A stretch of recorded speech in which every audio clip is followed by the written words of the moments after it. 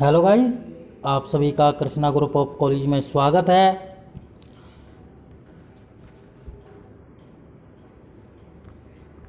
हमारा जो बीएड 2 वर्षीय प्रोग्राम है,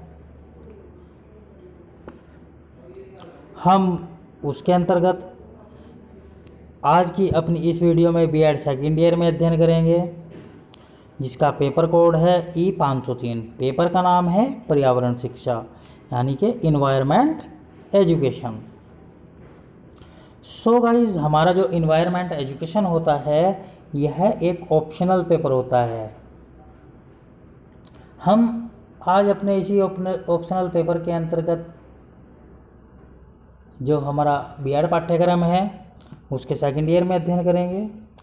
और हमारा जो आज के टॉपिक का नाम है वह है ऊर्जा के गैर परंपरागत तथा वैकल्पिक स्रोत, यानी कि ऐसे कौन कौन से गैर परंपरागत स्रोत हैं या वैकल्पिक स्रोत हैं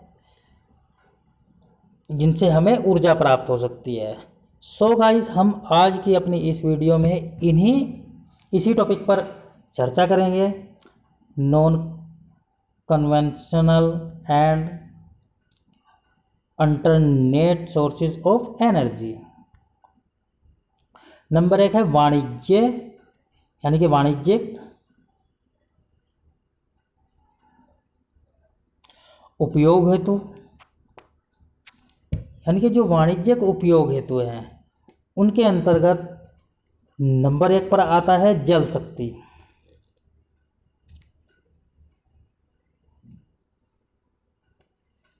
कौन सा?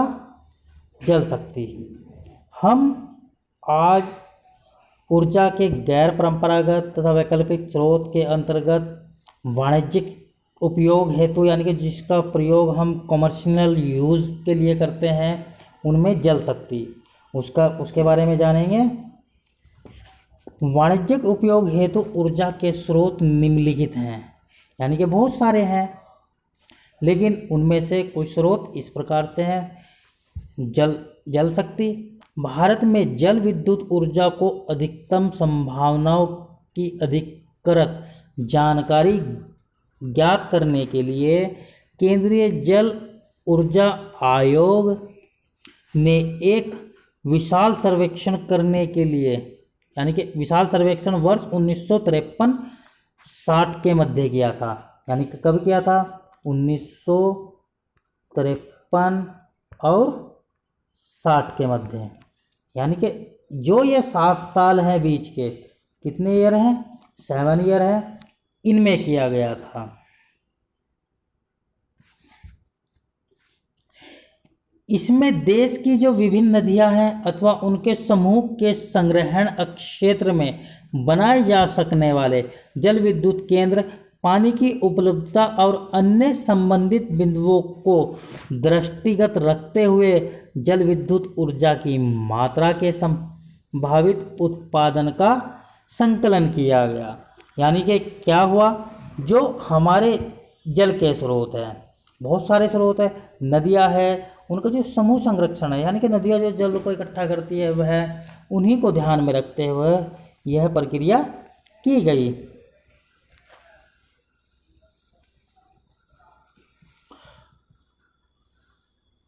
इनके आधार पर यह निष्कर्ष निकाला गया कि वर्तमान में पूरे देश में 41 मिलियन किलोवाट, क्या है, यानी कि 41 मिलियन किलोवाट विद्युत की खपत है, यानी कि विद्युत का दैनिक उत्पादन किया जा सकता है, यानी कि प्रतिदिन, यानी कि दैनिक उत्पादन किया जा सकता है, जो 60% गुणांक भार, क्या है, यानी कि जो 60% का जो गुणांक भार है में से 216 ट्रिलियन वाट प्रति घंटा, यानी कि 216 जो ट्रिलियन वाट है प्रति घंटा, यानी कि 1 घंटे में 216 ट्रिलियन वाट होती है। वर्ष 1980 में हो रहे उत्पादन 27 ट्रिलियन वाट की तुलना में, यानी कि 1980 में कितना हो रहा था? ट्रिलियन वाट पर हॉर्स ये हो रहा था। तो उसकी तुलना में यह 8 गुनी है, यानी कि क्या है, 8 गुनी है, जो कि अब किया जा रहा है। इस बहुत भारी मात्रा में जल ऊर्जा का उत्पादन कर इसे वाणिज्यिक उपयोग में लाया जा सकता है। क्या है, यानी कि इस चीज को, यानी कि जल विद्युत ऊर्जा को हम भारी मात्रा में इसका क्या है, उत्पादन कर सकते हैं और इसको भारी मात्रा में प्रयोग में ला सकते हैं, यानी कि वाणिज्यिक उपयोग में लाया जा सकता है। इस ऊर्जा के उत्पादन की सर्वाधिक चर्चित विशेषता यह है कि यह इसमें बहुत सी सीधे सीधे तरीके से जल को ऊपर से नीचे तक एक टरबाइन पर गिराने से ही जनरेटर को चालू कर विद्युत का उत्पादन किया जा सकता है। यानी कि जो इस प्रकार से विद्युत बनाई जाती है वह क्या होता है, यहाँ हमारा टरबाइन होता है, तो यहाँ जल को इस टरबाइन पर ऊपर से नीचे गिराया जाता है। यानी कि ये जल आ रहा है, तो इसको जब इस पर गिराएंगे तो यह जो हमारे टरबाइन में पंखे लगे हुए हैं यह बहुत तेज़ी के साथ घूमने लगते हैं और इन पंखों को एक जनरेटर से जोड़ दिया जाता है, जिससे कि जो कि डायनोमा से जुड़ा होता है और उससे विद्युत का उत्पादन होने लगता है। यानी कि जो जनरेटर है वह उसको चालू कर विद्युत को उत्पादन किया जाता है। यानी कि जब ये पंखे घूमने शुरू हो जाएंगे तो जो जनरेटर है जिस पे डायनोमा लगा हुआ है तो क्या होगा, वह इस जनरेटर को भी घुमाएगा और डायनामो घुमाएगा, तो उससे बिजली का उत्पादन प्रारंभ हो जाएगा, यानी कि होने लगेगा। अधिकांश स्थानों पर क्या है, यानी कि अधिकांश स्थानों पर जहां पानी स्वतः ही ऊंचाई से गिरता है वहां कोई अतिरिक्त ऊर्जा संयंत्र की भी आवश्यकता नहीं होती है, क्योंकि बहुत सारे स्थान ऐसे हैं, ये मान लीजिए ये यहाँ पर एक झील है, ऊपर से पानी यहाँ पर इकट्ठा हो गया है और जब यह पानी इकट्ठा हो गया है इसकी जो मात्रा है प्रतिदिन पानी यहाँ पर आना ही है, लेकिन यह यहाँ से स्वतः ही जब पानी की मात्रा यहाँ बढ़ जाएगी तो उसको निकलने के लिए रास्ता चाहिए ही, तो यह पानी स्वतः ही क्या है, नीचे गिरने लगता है, जिसको हम झरना कहते हैं। यानी कि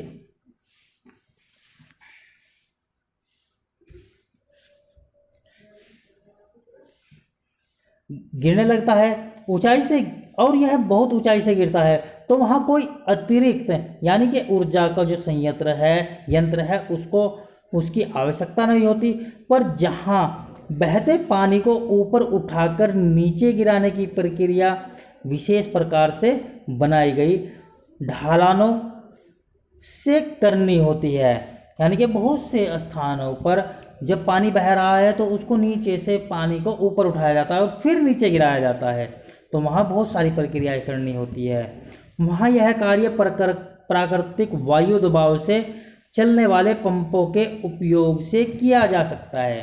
यानी कि जो प्राकृतिक वायु दबाव के कारण पंप चलते हैं तो उनके द्वारा इस जल को ऊपर उठाकर नीचे गिराया जाता है, और जिस पर कोई आवर्तक व्यय नहीं होगा, यानी कि क्या है, इस पर कोई भी आवर्तक व्यय नहीं होता है।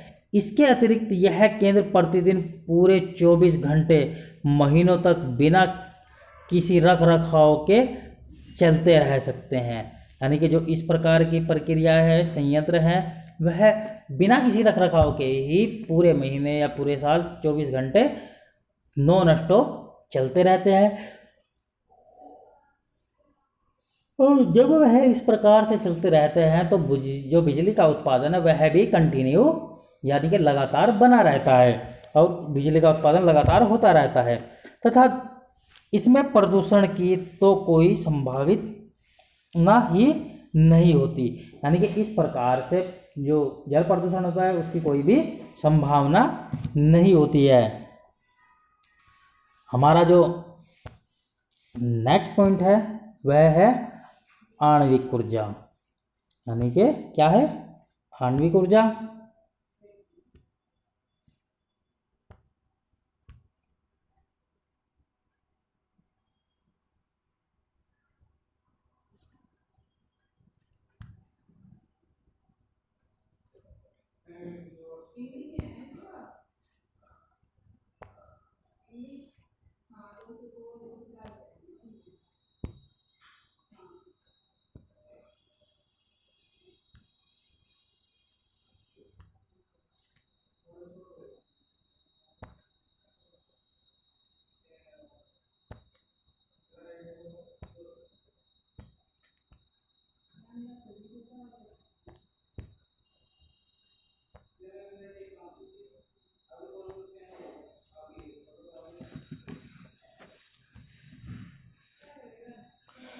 Nuclear energy. भारत में आणविक ऊर्जा का उत्पादन कुल देश की ऊर्जा उत्पादन का लगभग 2.6% है।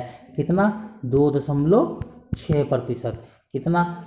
जो कुल देश का जो उत्पादन है, यानी कि कुल देश की जो ऊर्जा उत्पादन है उसका लगभग 2.6% कहाँ से मिलता है? यानी कि जो न्यूक्लियर एनर्जी है वहाँ से प्राप्त होती है। प्रतिवर्ष के उच्च लक्ष्य निर्धारण पर कुल उत्पादन में वृद्धि होती है। यानी कि हर वर्ष क्या होता है, इसका उत्पादन बढ़ाने का कुछ लक्ष्य होता है जिसमें हर वर्ष बढ़ोतरी की जाती है। 1996-97 में यह लक्ष्य 250 बिलियन यूनिट रखा था। कितना था? यानी कि जो 1995 और 96 में कितना रखा गया था? 250 बिलियन यूनिट रखा गया था।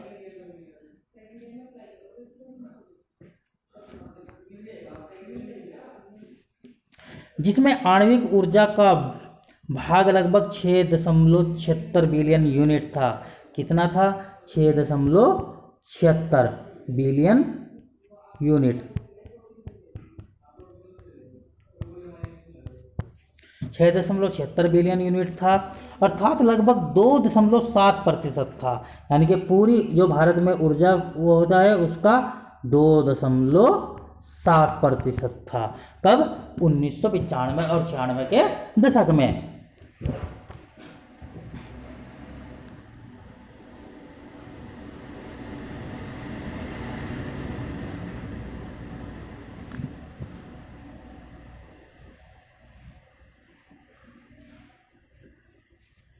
भारत आज विश्व के उन 13 गिने चुने देशों संयुक्त राज्य अमेरिका, रूस, यूके, फ्रांस, कर्नाटक के बाद में आता है जिन्हें आणविक ऊर्जा केंद्र डिजाइन करने, बनाने, स्थापित करने और चलाने की समर्थ रूप से जानकारी हासिल हुई है। इसी विश्वास पर देश में ऊर्जा की कमी को पूरा करने के लिए इस क्षेत्र में 2000 तक, यानी कि 2000 तक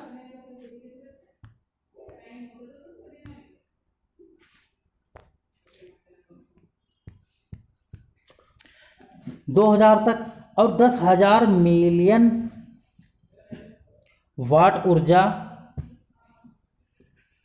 उत्पादन का लक्ष्य निर्धारित किया गया है। यानी कि 2000 तक, यानी कि सन 2000 तक, जो सन था, इस सन तक 10,000 बिलियन टन उत्पादन का लक्ष्य रखा गया था।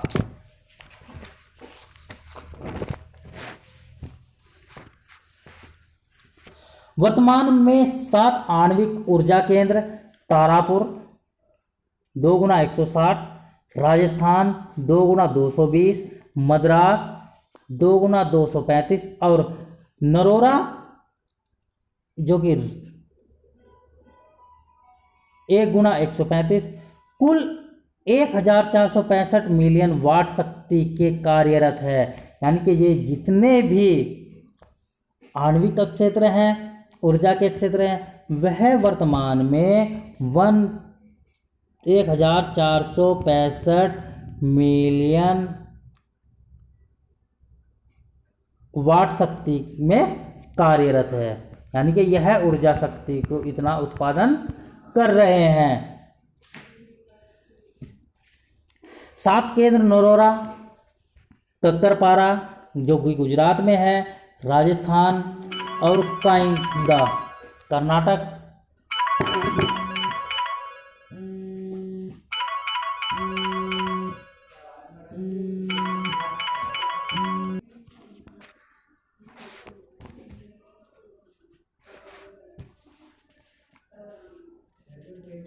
आणविक ऊर्जा के लिए इस समय यूरेनियम U-237 यानी कि क्या है, U-237 का प्रयोग किया जा रहा है, जिसका देश में कुल भंडार आणविक ऊर्जा के लिए इस समय यूरेनियम 235 का प्रयोग किया जा रहा है और इसका कुल देश में भंडार 22,000 टन आका गया है। कितना? 22,000 टन। यानी कि हमारा जो भारत देश है इसके अंदर अभी भी यूरेनियम का यानी कि U-237 का जो भंडार है वह 22,000 टन आका गया है। यानी कि हमारे पास अभी भी इतना यूरेनियम पर्याप्त मात्रा में अवेलेबल है, जो अत्यंत सीमित है। यानी कि क्या है, यह बहुत ही सीमित है, क्योंकि दिन प्रतिदिन ऊर्जा की पूर्ति के लिए यानी कि उत्पादन किया जा रहा है, जिसमें यूरेनियम खर्च हो रहा है, क्योंकि यह हमें दोबारा कहीं और से इसका भंडार मिल रहा तो नहीं है, इसीलिए यह सीमित है।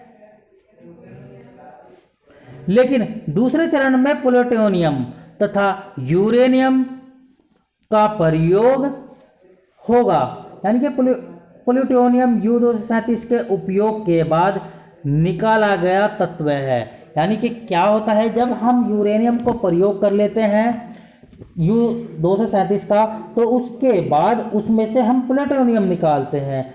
तीसरे और अंतिम चरण में U-223 थोरियम का उपयोग किया जाता है, जिसके देश में विशाल भंडार हैं। क्या है, जो थोरियम है हमारे देश में इसके बहुत सारे भंडार है। एक सर्वे के अनुसार केरल, रांची यानी कि पश्चिमी बंगाल तथा बिहार में 4,50,000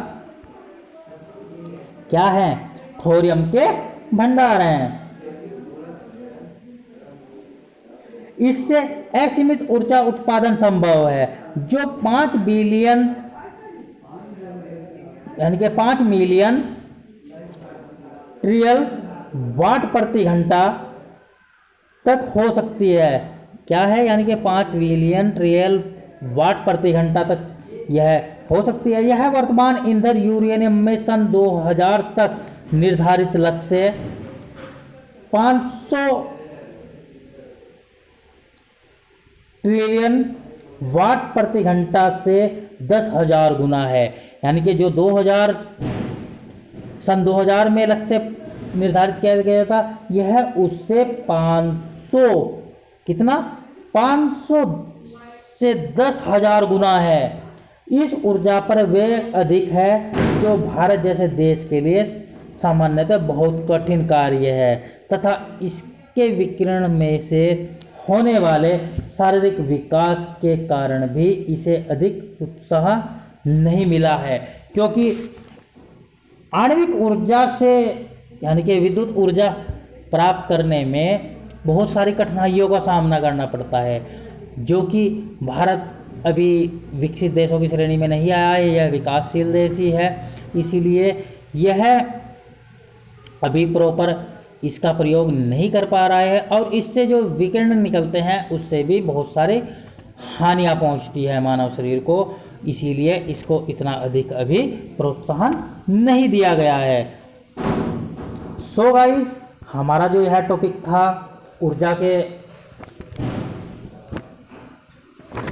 गैर परंपरागत या वैकल्पिक साधनों में, हमने आज वाणिज्यिक उपयोग हेतु ऊर्जा के साधनों के बारे में अध्ययन किया, यानी कि जिससे कि वाणिज्यिक उपयोग किया जा सकता है, प्रयोग किया जा सकता है। उनमें हमने जल विद्युत और आणविक ऊर्जा के बारे में अध्ययन किया।